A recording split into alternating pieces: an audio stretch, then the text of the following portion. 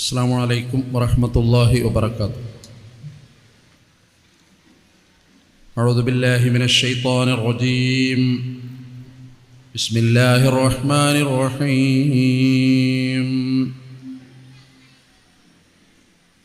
ربنا إني أسكنت من ذريتي بواد غير ذي زرع عند بيتك المحرم ربنا ليقيموا الصلاة فاجعل أفئدة من الناس تهوي إليهم وارزقهم من الثمرات لعلهم يشكرون. لها معان كموج البحر في كرامي وفوق جوهره في الحسن والقيام لم تقترن بزمان وهي تخبرنا عن المعاد وعن عاد وعن نرامي. رب اشرح لي صدري ويسر لي أمري واحلل عقدة من لساني يفقهوا قولي. إن أريد إلا الإصلاح ما استطعت وما توفيقي إلا بالله عليه توكلت وإليه أنيب. ഏറെ ആദരവും ബഹുമാനവും നിറഞ്ഞ പണ്ഡിതന്മാരെ, പ്രിയങ്കരരായ കാരണവന്മാരെ, സഹോദരന്മാരെ, സഹോദരിമാരെ, അല്ലാഹുവിൻ്റെ അപാരമായ അനുഗ്രഹത്താൽ ഇന്നത്തെ ഒരു പകൽ മുഴുവൻ ഈ ഖുർആനിൻ്റെ വെളിച്ചത്തിൻ്റെ നിറവിൽ ഒത്തുചേരാൻ സാധിച്ചതിന് അല്ലാഹുവെ സ്തുതിക്കുന്നതോടൊപ്പം ഈ കൂട്ടായ്മ അല്ലാഹു കബൂൽ ചെയ്ത് അനുഗ്രഹിക്കുമാറാകട്ടെ എന്ന് പ്രാർത്ഥിക്കുകയാണ്.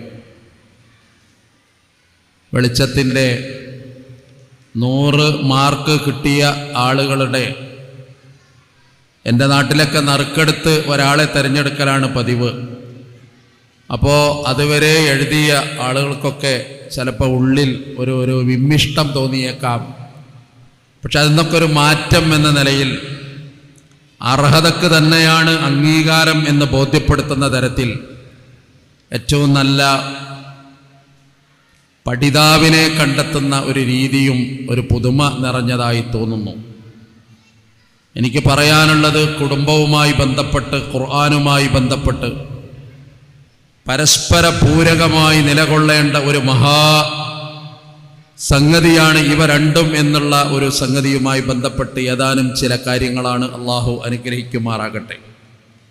പ്രിയപ്പെട്ട സഹോദരന്മാരെ, സഹോദരികളെ, ആദം അലൈഹിസ്സലാത്തു വസ്സലാമിനെ അള്ളാഹു ഭൂമിയിൽ പടച്ചിട്ട്, ഭൂമിയിൽ നിന്ന് പിന്നെ അള്ളാഹു സ്വർഗത്തിൽ പടച്ചിട്ട്, ആ സ്വർഗത്തിൽ നിന്ന് അവരെ ഭൂമിയിലേക്ക് പറഞ്ഞയച്ച അവർ നടത്തുന്ന ആദ്യത്തെ പ്രാർത്ഥന ഒരു കുടുംബ സംവിധാനത്തിൻ്റെ ഭാഗം പോലെയാണ്.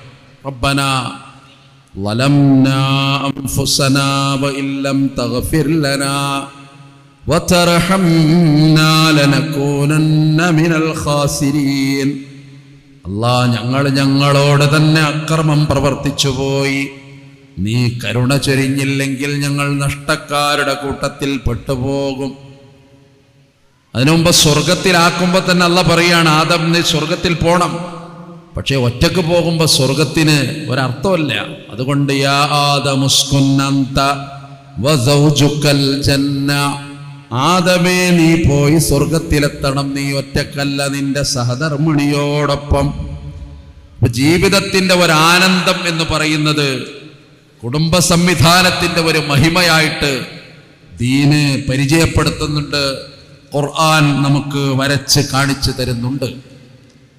മാത്രവുമല്ല, നമ്മുടെ ജീവിതത്തെ നിതാന്തമായി ബന്ധപ്പെടുത്തേണ്ട, ദിവസത്തിൽ അല്പസമയമെങ്കിലും ഖുർആനുമായിട്ട് നമ്മൾ ബന്ധപ്പെടേണ്ട, അതിൻ്റെ പ്രാധാന്യവും അതിൻ്റെ മഹിമയുമൊക്കെ ഏറെ മനസ്സിലാക്കിയവരും തിരിച്ചറിഞ്ഞവരുമാണ് നമ്മൾ. മാത്രവുമല്ല, നമ്മുടെ ജീവിതത്തെ വിജയകരമായ തലത്തിലേക്ക് കൊണ്ടുപോകാൻ ഖുർആനിൻ്റെ സാന്നിധ്യത്തിൻ്റെ അതൊരു ജീവിത രീതിയാക്കി മാറ്റുന്നതിൻ്റെ, ആ സംസ്കാരം ഹൃദയത്തോട് ചേർത്ത് വെക്കുന്നതിൻ്റെ പ്രാധാന്യം നമുക്കേറെ തിരിച്ചറിയാൻ സാധിക്കുന്നു എന്നുള്ളതും ഏറെ അത്ഭുതകരമാണ്. ഞാൻ ഓതി വെച്ചത് ഖലീലുല്ലാഹി ഇബ്രാഹിം നബി അലൈഹി ഇസ്ലാമിൻ്റെ ഒരു ദുആയാണ്. നമുക്കൊക്കെ അറിയാം, ഇസ്ലാമിക ചരിത്രത്തിലെ അബുൽ അംബിയാ എന്ന പേരിലും പ്രവാചകന്മാരുടെ പിതാവ് എന്ന പേരിൽ അറിയപ്പെടുന്ന ഖലീലുള്ള എന്ന് അള്ളാഹു വിശേഷിപ്പിച്ച മഹാനായ ഇബ്രാഹിം നബി അലൈഹിസ്സലാമിന്റെ പ്രാർത്ഥനയാണത്. ജീവിതത്തിൽ ഒരുപാട് അദ്ദേഹത്തെ അള്ളാഹു പരീക്ഷിച്ചു. ആ പരീക്ഷണത്തിൽ ഏറ്റവും പ്രധാനപ്പെട്ടത് ദാമ്പത്യം എന്ന് പറയുന്നത് ഒരു സ്വപ്നമാണെങ്കിൽ ആ സ്വപ്നത്തിന്റെ പൂർത്തീകരണമാണ് ഒരു സന്താനം എന്ന് പറയുന്നത്. ആ സന്താനം കുറെ കാലം കൊടുക്കാതെ റബ്ബി ഇന്നി വഹനൽ അദ്മു മിന്നി, അല്ലാഹുവേ എൻ്റെ എല്ലുകളെന്ന് ദ്രവിച്ചു പോകാൻ തുടങ്ങി, എൻ്റെ തല നിരച്ചു പോകാൻ തുടങ്ങി എന്നൊക്കെ ഖലീലുള്ളാഹിന്റെ ദുആ. പക്ഷെ അപ്പോഴും വരുന്ന ഒരു ദുആ, റബ്ബി ഹബ്ലി മിനസ് സ്വാലിഹീൻ, എനിക്ക് നല്ല ഒരു കുഞ്ഞിനെ തരണം. അങ്ങനെ അവസാനം അല്ലാഹ് കുഞ്ഞിനെ കൊടുത്തു. അങ്ങേറ്റത്തെ വാർദ്ധക്യമാണ്. ആ കുഞ്ഞിനെയും കൊണ്ട് ഹാജർ എന്ന ആ കുഞ്ഞിന്റെ ഉമ്മയെയുമായി ഇന്നത്തെ വിശുദ്ധ മക്കയിലേക്ക് ഖലീലുല്ലാഹി ഇബ്രാഹിം നബി അലൈഹി ഇസ്ലാം കടന്നു വരുന്നുണ്ട്. അങ്ങനെ ഖലീലുള്ള അവിടെ വന്നിട്ട്, ഇബ്രാഹിം നബി വന്നിട്ട് മകനെയും അതുപോലെ തന്നെ സഹധർമ്മിണിയെയും അവിടെ ഒറ്റക്കാക്കി പോകുന്ന ഒരു രംഗമുണ്ട്. വല്ലാത്തൊരു രംഗമാണല്ലോ ഖുർആൻ നമ്മളോട് പറയുന്നത്. ആറ്റുനോറ്റ് കിട്ടിയ ഒരു കുട്ടിയെ ഒരു മണൽക്കാട്ടിൽ ഒറ്റക്കിട്ട് പോകണം. ഇന്നവിടെ ആരവങ്ങളുണ്ട്, ആയിരങ്ങളുണ്ട്, ലക്ഷോപലക്ഷങ്ങളുണ്ട്, ലബ്ബൈക അല്ലാഹുമ്മ ലബ്ബൈക്കയുടെ അമരധ്വനികളുണ്ട്. ഇതൊന്നുമില്ലാത്ത ഒരു വിജനതയിൽ, ഒരു ശൂന്യതയിൽ തൻ്റെ പ്രിയപ്പെട്ട മകനെ, തൻ്റെ പ്രിയപ്പെട്ട സഹധർമ്മിണിയെ ഇബ്രാഹിം നബി ഉപേക്ഷിച്ചു പോരുന്ന ഒരു രംഗമുണ്ട്. അദ്ദേഹത്തിന്റെ ദുഃഖം ചെറുതല്ല, അള്ളാഹുവിന്റെ കൽപ്പനയാണ്. ഭാര്യ ചോദിക്കുന്നുണ്ട്, അല്ലാഹു അമറക, അള്ളയാണോ നിങ്ങളോട് ഞങ്ങളെ ഇങ്ങനെ ചെയ്യാൻ കൽപ്പിച്ചത്? നഅം എന്ന് തിരിഞ്ഞു നോക്കാതെ ആ മനുഷ്യൻ മറുപടി പറഞ്ഞിട്ടുണ്ട്. തിരിഞ്ഞു നോക്കിയാൽ ആ മനസ്സ് ഇളകിപ്പോകും. അതൊരു പച്ച ഹൃദയമാണ്. അത് മനസ്സെപ്പോഴാണ് ഇളകുക എന്നറിയില്ലല്ലോ. അങ്ങനെ നടന്നു പോകുമ്പോ ആ താഴ്വാരത്തൊരിടത്തിരുന്ന് ആ മനുഷ്യൻ കരഞ്ഞ കണ്ണുകളോടെ, കലങ്ങിയ മനസ്സോടെ ഒരു ദുആ നടത്തിയിട്ടുണ്ട്. റബ്ബനാ ഇന്നി അസ്കൻതു മിൻ ദുർരിയതി ബിവാദിൻ, അല്ലാഹുവേ ഞാൻ എൻ്റെ മക്കളെ ഇതാ ഈ താഴ്വാരത്തിൽ ഉപേക്ഷിച്ചു പോകുന്നുണ്ട്. ഒരു കൃഷിയിടമില്ലാത്തടത്ത്, പക്ഷേ ഇന്റെ ബൈത്തിക്കൽ മുഹറം, നിന്റെ വിശുദ്ധമായ ഗേഹത്തിന് സമീപമാണ്. കാലമിനിയും ഉരുളണം, അതിനിടയിൽ ഇസ്മായിൽ വളരണം. ആ ഇസ്മായിലിനെ കൊണ്ട് കഅബയുടെ നിർമ്മാണം അവിടെ ചരിത്രത്തിന്റെ മുറ്റത്ത് നടത്തി കൊടുക്കണം. അതൊക്കെ വഹയായിട്ട് ഖലീലുള്ള അറിഞ്ഞിരിക്കണം. ഇതാ നിന്റെ വിശുദ്ധമായ ഗേഹത്തിൽ നടത്ത് ഞാൻ അവരെ ഉപേക്ഷിച്ചിടുന്നു. റബ്ബനാ ലിയുഖീമുസ്സലാ, അല്ലാഹുവേ എൻ്റെ മക്കളെ നിസ്കാരം നിലനിർത്തുന്നവരാക്കണം. തീരുന്നില്ല. ഫജഅൽ അഫ്ഇദതം മിനന്നാസി തഹ്വി ഇലൈഹിം, ആളുകളുടെ ഹൃദയത്തിൽ അവരോട് നീ സ്നേഹം ചൊരിഞ്ഞു കൊടുക്കണം. വർസുഖ്ഹും മിനസ് സമറാത്ത്, അവർക്ക് പഴവർഗ്ഗങ്ങൾ നീ നൽകണം. ലഅല്ലഹും യശ്കുറൂൻ, അവർ നന്ദി ചെയ്യുന്നവരാകാൻ. സൂറത്ത് ഇബ്രാഹിമിലെ 37-ാമത്തെ വചനാണ് നമുക്കൊക്കെ പരിചയമുള്ളതാണ്. നമ്മൾ ആലോചിച്ച് നോക്കേണ്ട ഒരു സംഗതി, ഇബ്രാഹിം ഇവിടെ ദുആയാണത്. മനസ്സിളകിയ ദുആയാണ്. ഒരു പിതാവിന്റെ മനസ്സാണ് ആ പറയുന്നത്. നിന്റെ മകനെ നിസ്കരിക്കുന്നവനാക്കണം. പറഞ്ഞു കൊടുക്കാൻ പൂതിയുണ്ട്, പക്ഷേ അള്ളാഹിന്റെ തീരുമാനം, ഇബ്രാഹിം നീ പോകണം. കൂടെ നിൽക്കാൻ മോഹമുണ്ട്, പക്ഷേ പടച്ചവന്റെ തീരുമാനം, നീ വെടിഞ്ഞു പോകണം. അവരവിടെ ഒറ്റക്ക് പാർക്കണം. അവിടെ ഹാജർ മതി, അവിടെ ഇസ്മാഈൽ മതി. നീ അവിടുന്ന് പോരണം ഇബ്രാഹിം. അതാ പരീക്ഷണം. ഇബ്രാഹിമിയുടെ മനസ്സിന്റെ വേദന നമ്മൾ ധാരാളം നിക്കാഹിന്റെ കുത്തുബകളിലൊക്കെ കേട്ട് അത്ഭുതപ്പെടുകയാണ്. അവിടെയൊക്കെ പുതിയ കാലത്ത് നമുക്ക് ഒരുപാട് പാഠങ്ങളുണ്ട്. വമിൻ ആയാതിഹി അൻ ഖലഖലകും മിൻ അൻഫുസികും അസ്വാജൻ ലിതസ്കുനൂ ഇലൈഹാ വജഅല ബൈനകും മവദ്ദതൻ വറഹ്മ. നിങ്ങൾക്കിടയിൽ അവൻ മവദ്ദത്തുണ്ടാക്കി. അല്ലാഹ് ഉണ്ടാക്കണം കേട്ടോ. മവദ്ദത്ത് എന്ന് പറഞ്ഞാൽ യൗവനകാലത്തുള്ള ഒരു സ്നേഹമാണ്, അത് പുഷ്കലമാണ്, ആനന്ദമാണ്. അങ്ങനത്തെ ഒരു സ്നേഹം ഉണ്ടാക്കുക. പിന്നെ വറഹ്മ, നിങ്ങൾക്കിടയിൽ അള്ളാഹു കാരുണ്യവും ഉണ്ടാക്കുന്നു, അത് വാർദ്ധക്യത്തിലുമാണ്. സാധാരണ നമുക്കറിയാം അല്ലേ, ഒരു പ്രത്യേക പ്രായം കഴിഞ്ഞാൽ പിന്നെ ഭാര്യമാരെന്നെ കാണാം, അല്ലെങ്കിൽ വല്യപ്പാരോട് പറയണാണ് നിങ്ങൾ അവിടെ കിടന്നാൽ മതി, ഞാൻ എൻ്റെ നിസ്കാരമൊക്കെ ആയിട്ട് ഇവിടെ കിടന്നോളൂ. ഇത് ഇസ്ലാമിക ശരീഅത്തിന് അതിന് മാതൃക അല്ല കേട്ടോ. ഞാൻ വെറുതെ പറയണല്ല, നിങ്ങൾ പണ്ഡിതന്മാരോട് ചോദിച്ചു നോക്കൂ. റസൂലുള്ളാഹിൻ്റെ കൂടെ അവിടുത്തെ മരണം വരെ സഹധർമ്മിണിമാരോട് കൂടെയാണ് അവിടെ നിന്ന് രാപ്പാർത്തിട്ടുള്ളത്. അത് കേവലം ലൈംഗികത മാത്രമല്ല, ആ തൃഷ്ണകൾ മാത്രമല്ല, കൂടെ എല്ലാ അർത്ഥത്തിലും ചേർന്ന് നിൽക്കുക എന്ന് പറയുന്ന ഒരു സംസ്കാരമുണ്ട്. അതുകൊണ്ടാണ് അല്ലാഹ് പറയുന്നത് വജഅല ബൈനകും മവദ്ദതൻ വറഹ്മ ഇന്ന ഫീ ദാലിക ലആയാതിൻ ലിഖൗമിൻ യതഫക്കറൂൻ. നിങ്ങൾക്ക് ഇതിൽ ചിന്തിക്കുന്നവർക്ക് ദൃഷ്ടാന്തങ്ങളുണ്ട്. എത്ര കൃത്യമായിട്ട് അത് പറയുന്നത്. അതുകൊണ്ട് ഞാൻ പറഞ്ഞു വന്നത്, പരസ്പരം പറയണം, പരസ്പരം സ്നേഹിക്കണം, പരസ്പരം ആദരിക്കണം. പറയാനുള്ളതെല്ലാം പറയണം. നിങ്ങൾ ആലോചിച്ച് നോക്കൂ, എല്ലാം പങ്കുവെക്കണം. അങ്ങനെ സ്നേഹിച്ച് മുന്നോട്ട് പോകാൻ കഴിയണം. ഇല്ലായ്മകൾ മാത്രം പറയുന്നൊരവസ്ഥ അതുണ്ടാകാൻ പാടില്ല. ഖനാഅത്തുൽ ഖൽബ് എന്ന് പറഞ്ഞൊരു സംഗതി ഉണ്ട്, ജീവിതത്തിന്റെ ആസ്വാദനാണത്. ഇമാം ഷാഫി റഹിമഹുള്ളയുടെ മനോഹരമായ ഒരു കവിതയാണത്. ഇതാ എന്താണ്, ഫഅൻത വമാലികുദ് ദുനിയാ സവാഉ, നീയും രാജാവും ഒരുപോലെയാണെന്ന്. അള്ളാഹു നിനക്ക് തന്നത് കൊണ്ട് നീ തൃപ്തിപ്പെട്ടാൽ, ഇദാ മാ കുൻത ദാ ഖൽബിൻ ഖനൂഇൻ ഫഅൻത വമാലികുദ് ദുനിയാ സവാഉ. ആ ഒരു തൃപ്തി ഇല്ലാതെ പോയാൽ പിന്നെ ജീവിതത്തിന് എന്താ അർത്ഥമുള്ളത്? അല്ലെ, ദാമ്പത്യം കുറേ കഴിഞ്ഞപ്പോൾ നമ്മൾ പറയും അന്നല്ലേ എൻ്റെ ജീവിതത്തിൽ വന്നത്, നിങ്ങളല്ലേ. അങ്ങനെയൊന്നും പറയാൻ പാടില്ല. ആ വാക്ക് തമാശക്കാണെങ്കിൽ പോലും ഉപയോഗിക്കാൻ പാടില്ല. ഇത് അള്ളാഹു കൂട്ടി ഘടിപ്പിച്ചു തന്ന വിസ്മയമാണ്. അതുകൊണ്ടാണ് ഈ ഇല്ലായ്മ മാത്രം പറയുന്ന ഒരു അവസ്ഥ ഉണ്ടാകരുത്. പണ്ടൊരു കഥ പറയുന്നേക്കാം, പകുതി ആയതുകൊണ്ട് കഥ പറയാൻ തോന്നുകയാണ്. ഈ ഒരു ഭാര്യ എപ്പോൾ നോക്കിയാലും ഭർത്താവിനോട് അതില്ല, മുളകില്ല, കടുകില്ല, മല്ലില്ല, ജീരകല്ല, എവരുടെ പാൽപ്പൊടിയില്ല എന്നൊക്കെ പറഞ്ഞിട്ട് ഇങ്ങനെ ഇല്ലായ്മ അങ്ങനെ കുറേ പറഞ്ഞപ്പോൾ ഇവന് ദേഷ്യായി. ഇപ്പം പറഞ്ഞു ഇനി മേലില്ല എന്നുള്ളൊരു വർത്താനം ഇവിടെ പറയരുത്, മാസത്തിൽ 2-ാം തീയതി സാധനങ്ങളൊക്കെ ഇവിടെ കൊടുന്നേക്കും, അന്ന് എന്താ വേണ്ടിച്ചാൽ ബില്ലെഴുതിക്കോ, അത് ഞാൻ കൊണ്ടുവരും, പിന്നെ അതിൻ്റെ ഇടയിൽ ഇനി ഇല്ല എന്നുള്ളൊരു വർത്താനം പറയരുത്. എന്നാ അങ്ങനെ ചെയ്യാം. മേലിഞ്ഞില്ലാതൊരു വർത്താനം പറഞ്ഞാൽ ഇവിടെ ഉണ്ടാവില്ല എന്നാണ്. എനിക്ക് എൻ്റെ പരീക്ഷണം പോണ്ടേയിരുന്നു. അങ്ങനെയുള്ളപ്പോൾ ഈ ആൾക്കാരെ വലിയ വർത്താനം പറയില്ല. അവസാനം അങ്ങനെ ഇരിക്കവേ ഒരു ദിവസം ഇവിടെ അബദ്ധത്തിൽ പറഞ്ഞു പോയി.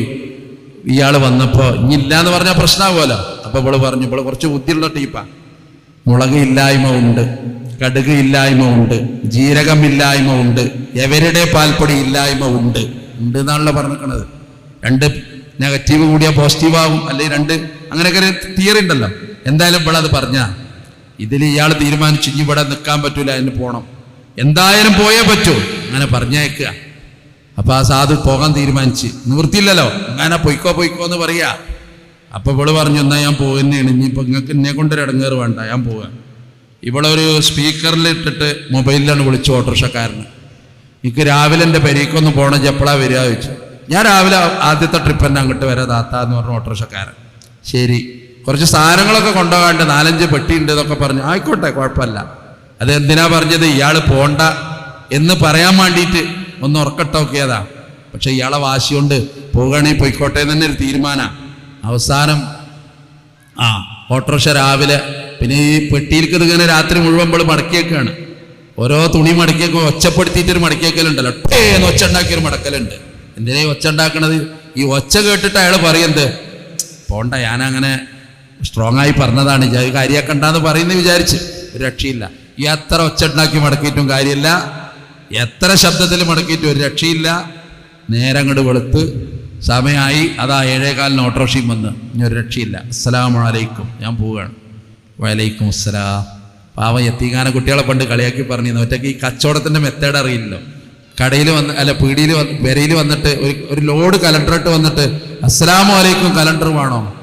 വലൈക്കും അസ്സലാം കലണ്ടർ വേണ്ട. നമ്മളങ്ങനെയല്ലേ പറയാം. നമ്മൾ മടക്കലും കഴിഞ്ഞു, വേണ്ടാന്ന് പറച്ചിലും കഴിഞ്ഞു. അതുമാതിരി സലാം പറിച്ചിലും കഴിഞ്ഞു, മടക്കലും കഴിഞ്ഞു. ഏതായാലും ഇപ്പോൾ അങ്ങോട്ട് പോയപ്പോഴാണ് ഇയാൾക്കൊരു വിഷമായി. പിന്നെ അന്ന് രാത്രി ഇയാളും മകളും മാത്രം വീട്ടിൽ ശൂന്യമായി രാത്രി കടന്നുറങ്ങിയ നേരം പുലർന്നു. അപ്പണ്ട് ഇന്നലെ പോയ ഭാര്യ ഇങ്ങോട്ട് തന്നെ വരുന്നു രാവിലെ. അപ്പൊ ഇയാൾക്ക് ആകെ അന്തം വിട്ട്, ഇതെന്താ റബ്ബേ നടക്കാൻ പോണത്? ഇയാൾ കാണാത്ത മാതിരി ഇരുന്നു. ഗേറ്റ് വരെ വന്നു. മകളെ അങ്ങോട്ട് വിളിച്ചു. മകൾ ഓടിച്ചെന്നു, എന്താ അമ്മ വർത്താനം എന്നൊക്കെ പറഞ്ഞു. അങ്ങനെ രണ്ടാളും കുറേ വർത്താനം പറഞ്ഞ് അവസാനം പിരിയാണ്, കരയാണ്. അവസാനം ഉമ്മ അങ്ങോട്ട് തന്നെ പോയി, മകൾ ഇങ്ങോട്ട് വരിക. അപ്പൊ ഇയാൾ മകളോട് ചോദിക്കുക, അല്ല എന്ത് പറയാനാ അമ്മ വന്നിക്കണത് രാവിലെ തന്നെ? അപ്പൊ മകളങ്ങോട്ട് കരഞ്ഞു, ഒന്നുമില്ല, പത്തായത്തിന്റെ ഉള്ളിൽ ഒരു നാടൻ കോഴിമുട്ട 25 ഇരിക്കുന്നുണ്ട്, നിങ്ങൾക്ക് അതൊന്ന് ആംപ്ലേറ്റ് അടിച്ചേരണമെന്ന് പറയാൻ വേണ്ടിയിട്ടാണ്, നിങ്ങൾക്ക് അത് ഇഷ്ടമാണെന്ന് പറയാനാ രാവിലെ അമ്മ വന്നത്. ഇയാള് ഞെട്ടിപ്പോയി, റബ്ബേ ഇത്രമേൽ എന്നെ പ്രണയിച്ച എന്റെ പ്രിയങ്കരി. അപ്പൊ ഇയാൾ പോണ പോക്കിലൊരു വിളിയുണ്ട്, ഇങ്ങോട്ട് വാ, പോണ്ടാന്ന് പറയുന്ന ഒരു വിളിയുണ്ട്. നമുക്കൊക്കെ ഉള്ളൊരു പ്രശ്നം അതാണ്. ഈ സ്നേഹം എന്ന് പറഞ്ഞ സംഗതി ഉണ്ടല്ലോ, അതൊരു താരാട്ട് മാത്രമല്ല, അത് പരസ്പരം പങ്കുവെക്കണം, അങ്ങോട്ടും ഇങ്ങോട്ടും അറിയണം. അപ്പോഴാണ് അതിന് ആ ജീവൻ ഉണ്ടാകുന്നത്, അപ്പോഴാണ് മനസ്സിന് സാന്ത്വനമുണ്ടാകുന്നത്. എന്റെ കൂടെ എന്റെ നബി എന്ന് അഭിമാനത്തോടെ ആയിഷ പറയുന്നതും അപ്പോഴാണ്. ഞാൻ അവിടുത്തെ മടിയിൽ തലവെച്ച് കിടക്കാറുണ്ട്, അഭിമാനത്തോടെ ആയിഷ പറയും. ദാമ്പത്യം എത്ര മധുരാന്നറിയും. പരസ്പരം പുകഴ്ത്തുക ദാമ്പത്യത്തില്, ഒരു കുറവും വരൂലട്ടാ. ഒന്നുകൂടി നിങ്ങൾ കേട്ടോളൂ. ആയിഷ ബീവിയുടെ മടിയിൽ തലവെച്ചിട്ട് റസൂലുള്ള അങ്ങനെ കിടക്കുന്ന ഒരു ദിവസം, ആയിഷ നിനക്ക് ഞാൻ പറഞ്ഞു തരാം, യൂസുഫിന്റെ സൗന്ദര്യം നിനക്കറിയുമോ? ഖുർആനിൽ യൂസുഫിനെ പറ്റി അല്ലാഹ് പറഞ്ഞത് നീ കേട്ടിട്ടുണ്ടോ ആയിഷ? യൂസുഫിന്റെ സൗന്ദര്യം കണ്ടിട്ട് വഖത്തഅന ഐദിയഹുന്ന, ഈജിപ്തിലെ പെണ്ണുങ്ങൾ അവരുടെ കൈവിരലുകൾ വെട്ടിപ്പോയി. വഖുൽനാ, അവർ പറഞ്ഞു, ഹാശലില്ലാ മാ ഹാദാ ബശറുൻ ഇൻ ഹാദാ ഇല്ലാ മലക്കുൻ കരീം. ഇതൊരു മനുഷ്യനല്ലല്ലോ, ഇതൊരു മലക്കാണല്ലോ എന്ന് സൗന്ദര്യം കൊണ്ട് പറയാം. അങ്ങനത്തെ ഒരു വാക്ക് പറഞ്ഞ് അത്ര സൗന്ദര്യമായിരുന്നു ആയിഷ. യൂസുഫിന്റെ സൗന്ദര്യം എനിക്കറിയോ? സാധാരണഗതിയിൽ നമ്മുടെ ഒരു നാട്ടിൻ പ്രദേശത്ത് ഒരു ഭർത്താവ് ഭാര്യനോട് അങ്ങനെയൊക്കെ പറഞ്ഞാൽ ഭാര്യ തിരിച്ചു പറയാം എങ്ങനെ? അങ്ങനെ തന്നെ മനുഷ്യന്മാരുണ്ടാകുക. നിങ്ങളെ മാതിരി ചേലുപോലല്ലാത്ത ആരേലും ഉണ്ടാകുമെന്ന് തമാശക്കും സ്നേഹത്തിലാണ്. പക്ഷെ ആയിഷാന്റെ ഒരു മറുപടി ഉണ്ടല്ലോ, അത്ഭുതമാണ് കേട്ടാ. ആയിഷ പറഞ്ഞൊരു വാക്കെന്താന്നറിയോ? അല്ലാഹുവിന്റെ റസൂലേ, ആ പെണ്ണുങ്ങൾ നിങ്ങളെയാണ് കണ്ടിരുന്നതെങ്കിൽ അവരവരുടെ ഹൃദയം പോലും വെട്ടിക്കളയുമായിരുന്നു. എനിക്ക് സുന്ദരൻ നിങ്ങളാണ്, യൂസുഫിനേക്കാൾ സുന്ദരൻ നിങ്ങളാണ്. അതാ ദാമ്പത്യം. ഇതെന്നെ നമുക്ക് നഷ്ടപ്പെട്ടു പോയത്. മക്കളെ മുമ്പിൽ വെച്ചിട്ടാ കുറ്റം പറയാൻ പഠിപ്പിച്ചത്. അങ്ങോട്ടും കുറ്റം, ഇങ്ങോട്ടും കുറ്റം. ഒരിക്കലും അതുണ്ടാകാൻ പാടില്ല. അതുകൊണ്ട് മക്കൾക്ക് നല്ല സംസ്കാരം കൊടുക്കണം. ആ രീതിയിൽ നമ്മൾ മക്കളെ വളർത്തണം, അവരെ സ്നേഹിക്കണം. അഹ്മദ് ഷൗക്കിയുടെ ഒരു വരി ഓർത്തു പോവുകയാണ്, ലൈസൽ യതീമു മൻ ഇൻതഹാ അബവാഹു മിൻ ഹമ്മിൽ ഹയാതി വഖല്ലഫാഹു ദലീല. ഉമ്മയും ബാപ്പയും മരണപ്പെട്ടു, എന്നിട്ട് ജീവിതത്തിന്റെ ദൗർബല്യങ്ങളിലും ദുഃഖങ്ങളിലും നിരാശയിലും ഒരു കുഞ്ഞു ഒറ്റപ്പെട്ടു. അവനെ ഞാൻ യതീമെന്ന് ഞാൻ പറയില്ല. അഹ്മദ് ഷൗക്കി പറയുകയാണ്, എന്റെ കാഴ്ചപ്പാടിൽ ആരാണ് യതീം? ഇന്നൽ യതീമ ഹുവല്ലദീ തൽഖാലഹു ഉമ്മൻ തഖല്ലത് ഔ അബൻ മശ്ഗൂല. അവന് ഉമ്മയുണ്ട്, ബാപ്പയുണ്ട്, പക്ഷെ അവരൊക്കെ തിരക്കുകളിലാണ്. ഇവനോടൊന്ന് ചിരിക്കാൻ, ഇവരെ ഒന്ന് നോക്കാൻ ബാപ്പയും ഉമ്മയും ജീവിച്ചിരുന്നിട്ടും ആ മകളെ പരിഗണിക്കാൻ അവസരം കിട്ടാതെ പോയ എത്ര പാവം മക്കളുണ്ട്. എന്റെ കാഴ്ചപ്പാടിൽ അവരാണ് യതീമെന്ന് അറബ് സാഹിത്യത്തിന്റെ മുടിചൂടാമന്നനായ അഹ്മദ് ഷൗക്കിയുടെ മനോഹരമായ വരികൾ ഓർത്തുപോകുന്നു. അതുകൊണ്ട് പെരുമാറ്റം എപ്പോഴും നന്നാക്കുക. നമ്മുടെ ഒരു സാന്നിധ്യം ആളുകൾ ഇഷ്ടപ്പെടുക. നബി വീട്ടിൽ വരുന്നത് ഞങ്ങൾക്ക് ഇഷ്ടമാണെന്നാ ഭാര്യമാര് പറയുന്നത്. അതിന് കുറെ കാരണം പറയുന്നുണ്ട്. ആ ഹദീസ് വായിക്കുമ്പോൾ നമ്മൾ അത്ഭുതപ്പെടുകയാണ്. ഒന്നെന്താണെന്നറിയോ? യഖുത്തുന അലഹു, അവിടുത്തെ ചെരുപ്പ് തുന്നുന്നു നബി. വയഗ്സിലു സൗബഹു, അവിടുത്തെ വസ്ത്രം കഴുകുന്നു നബി. അതാ സ്നേഹം. ആലോചിച്ചൊക്കെ ഒരു ബുദ്ധിമുട്ടില്ല ആ സാന്നിധ്യം കൊണ്ടല്ലേ.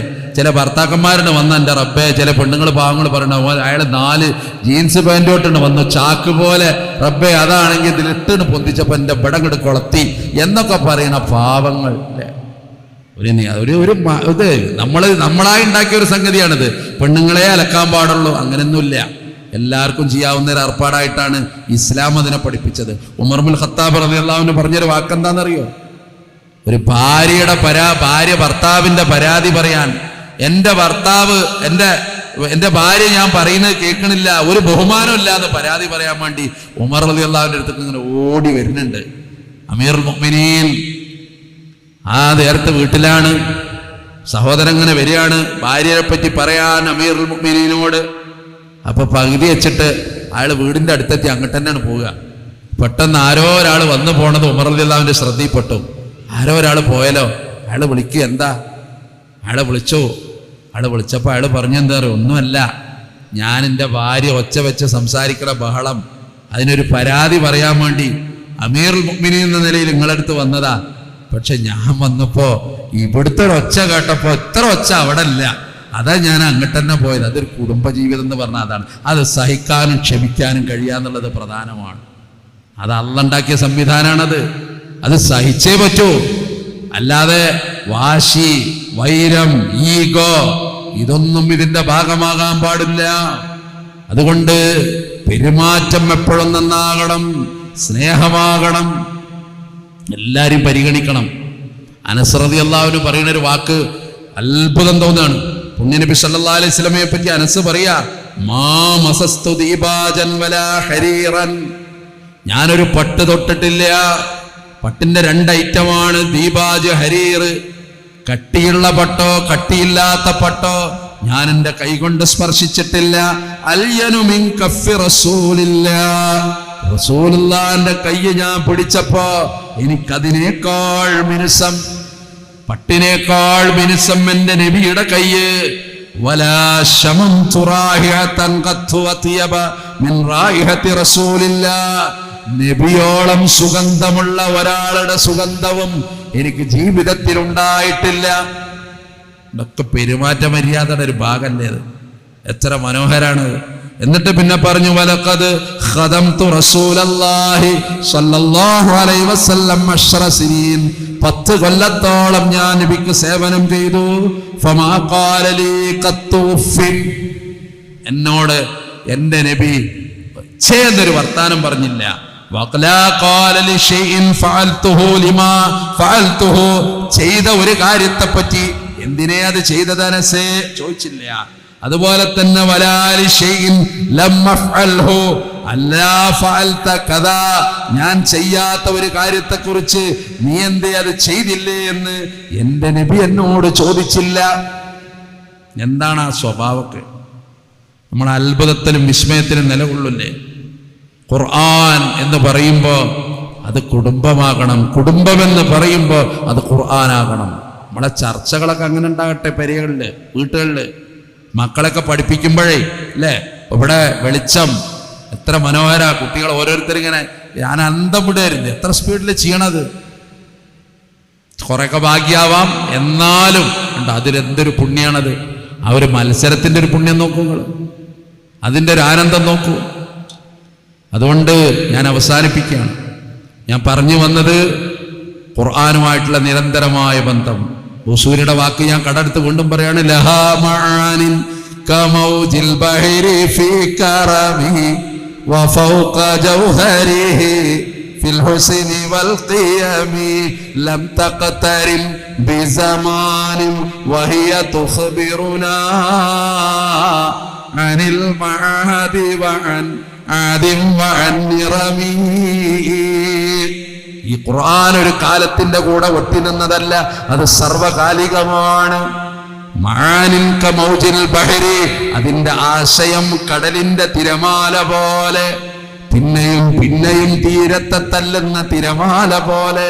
ലഹാ മആനിൻ കമൗജിൽ ബഹരി ഫീ കറമി വഫൗക ജൗഹരിഹി ഫിൽ ഹുസ്നി വൽ ഖിയമി, സൗന്ദര്യത്തിലും നിലവാരത്തിലും അത് മുത്തിനേക്കാളും പവിഴത്തെക്കാളും പവിത്രമാണ്. ഇതൊരു കാലത്തിന്റെ കൂടെ, ഇതില് ഒരുപാട് ആദ സമുദായത്തിന്റെ കഥ, ഇറം ഗോത്രത്തിന്റെ കഥ, തലമുറകളുടെ കഥ എല്ലാം ഒന്നിനു പുറകെ ഒന്നായി പറഞ്ഞു തരുന്ന ചരിത്രത്തിന്റെ അമൂല്യമായ വഴികാട്ടി പോലെ. അതുകൊണ്ട് ആ ഖുർആൻ നമ്മളെ ജീവിതത്തിൽ ഉണ്ടാകണം.